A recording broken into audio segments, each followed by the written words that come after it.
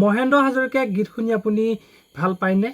নিশ্চয় এতিয়া মোক বহুতে ক'ব যে হয়, আমি পাওঁ, তেখেতে বহুত ভাল গান গায়। কিন্তু তেখেতৰ যদি আপুনি আচল চৰিত্ৰৰ বিষয়ে গম পায়, তেতিয়াহ'লে মোক আপোনালোকে বেয়া পাব যে এইজনৰ বিষয়েনো কিয় আচলতে আলোচনা কৰিব লাগে। নমস্কাৰ, মই বিকাশ আৰু আপোনালোকে চাবলৈ আৰম্ভ কৰিছে বিকাশ বৰা ইউটিউব চেনেল। আজি আমি কথা পাতিম মহেন্দ্ৰ হাজৰিকাৰ আচল চৰিত্ৰৰ বিষয়ে, যিজন মানুহে আচলতে কেমেৰাৰ সন্মুখত বহুতো ডাঙৰ ডাঙৰ লেকচাৰ মাৰে, কিন্তু মানুহক আচলতে মানুহ বুলি গণ্য নকৰা এজন শিল্পী হৈছে মহেন্দ্ৰ হাজৰিকা।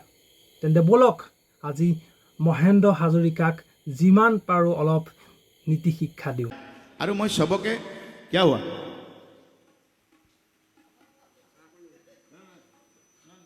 তোক ৰাইট কোনে দিলে? মাইক্ৰফোন ধৰ, কথা পাত, কথা পাত। যি জোৰ জেগাৰ মানুহ তাত থাকিবি। তেওঁলোকৰ লেচনখিনি বস্তু নিশ্চয় আপোনালোকে ভিডিঅ'টো চালে, মানে মহেন্দ্ৰ হাজৰিকা গান গোৱাৰ প্ৰাক মুহূৰ্তত লেকচাৰ দি আছিল, আৰু তেনেকুৱাতে এজন মানুহে মাইক্ৰফোনটো নে অন্য কিবা এটা বস্তু চুইছিলে, কিন্তু মহেন্দ্ৰ হাজৰিকাই একে উশাহতে ক'লে যে তই তোৰ জেগাত থাক।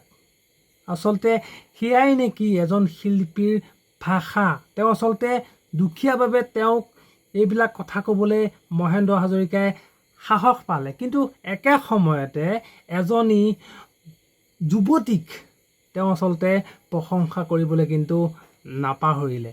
মানে সেয়াই হৈছে মহেন্দ্ৰ হাজৰিকাৰ নিম্ন চিন্তাধাৰা। মনত ৰাখিব হাজৰিকাদেৱ, শিল্পী কিন্তু নিজে বনি নাযায়, সাধাৰণ মানুহৰ সমৰ্থন লাগিব এজন শিল্পী বনিবৰ বাবে। আমি সৰুৰ পৰা যদি আপোনাৰ গান নুশুনিলোহেঁতেন, আপুনি কিন্তু শিল্পী হৈ নগ'লহেঁতেন।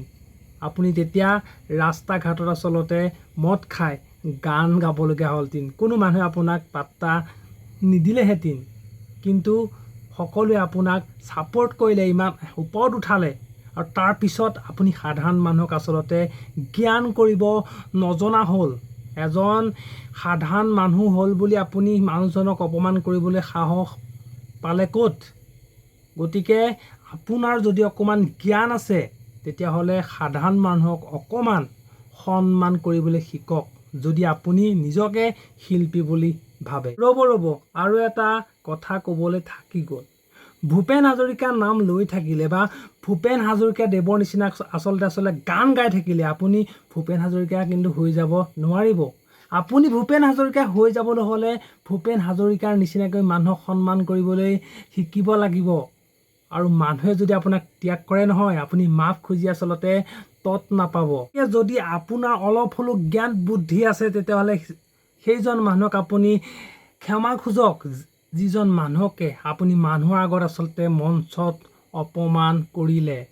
কাৰণ সেইজন মানুহৰ হাজাৰ হাজাৰ আচলতে এনেকুৱা মানুহৰ বাবে আপুনি আজি নিজকে শিল্পী বুলি ভাবিব পাৰিছে, আপুনি আজি দুবেলা দুমুঠি খাই থাকিব পাৰিছে। গতিকে নিজকে যদি শিল্পী বুলি ভাবে, তেন্তে হ'লে সাধাৰণ মানুহক সন্মান কৰিবলৈ শিকক।